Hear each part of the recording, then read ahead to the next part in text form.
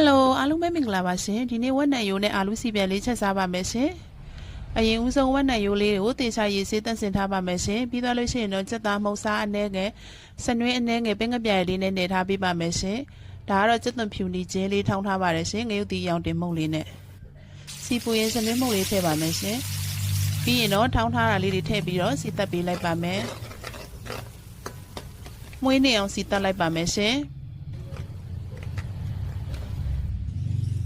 ပြီးတော့အရသာနေထားတဲ့ဝက်နံရိုးလေးတွေထည့်ပေးလိုက်ပါမယ်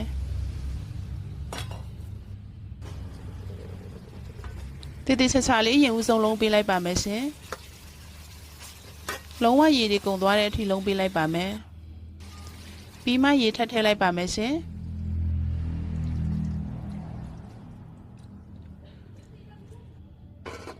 ပြီးတော့ရင်တော့အဖုံးလေးအုပ်ပြီးတည်ပေးထားလိုက်ပါမယ်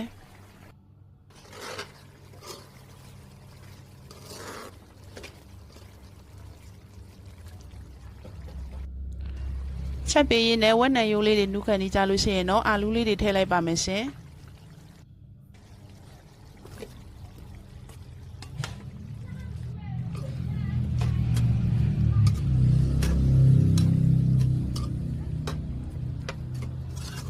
တေချာလေးနှံအောင်မွေပေးလိုက်ပါမယ်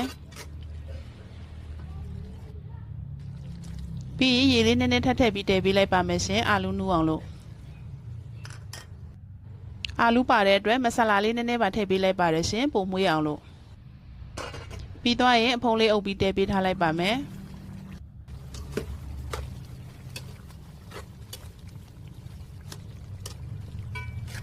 အာလူးလေးတွေနူးရင်တော့အရသာကိုစိတ်ကြိုက်မြည်ပြီးတော့ဟင်းလေးရပါပြီရှင်ကျေးဇူးပါ